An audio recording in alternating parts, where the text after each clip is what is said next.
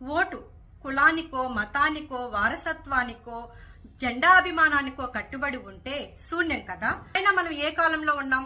కులాలకి అతీతంగా పెళ్లిళ్ళు చేసుకుంటున్నాం, మంచిగా చదువుకుంటున్నాం, మంచి మంచి ఉద్యోగాలు సంపాదిస్తున్నాం. అయినా ప్రపంచంలోనే తెలివైన వాళ్ళంటే తెలుగు వాళ్ళు కదా. ఇలాంటి తెలివైన వాళ్ళు ఓటు ఉపయోగించడంలో ఆ తెలివిని ఉపయోగించట్లేదు. అయినా ముందుగా మన తెలివిని మన కుటుంబానికి, మన ఊరికి, మన మండలానికి, మన జిల్లాకి, మన రాష్ట్రానికి కదా ఉపయోగించాలి. తెలివైన వాళ్ళందరూ పక్క రాష్ట్రాలకో వేరే దేశాలకో వెళ్ళిపోతూ ఉంటే మార్పు ఎలా జరుగుతుంది? ఆలోచించండి.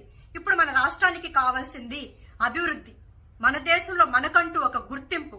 అయినా రాష్ట్రం విడిపోయి ఇన్ని సంవత్సరాలు అవుతున్నా పదవుల కోసం పడే ఆరాటమే తప్ప డెవలప్మెంట్ చూసామా? సో యువత, నీ ఫస్ట్ ఓటు వల్ల ఎంతో మేలు జరిగింది రాష్ట్రానికి అనేలా ఆలోచించు. నీ చుట్టూ ఉండే వాళ్ళని ఆలోచింపచేయి. నీ ఓటుని వృధా చెయ్యకు. రాష్ట్ర భవిష్యత్తు నీ చేతుల్లోనే ఉంది.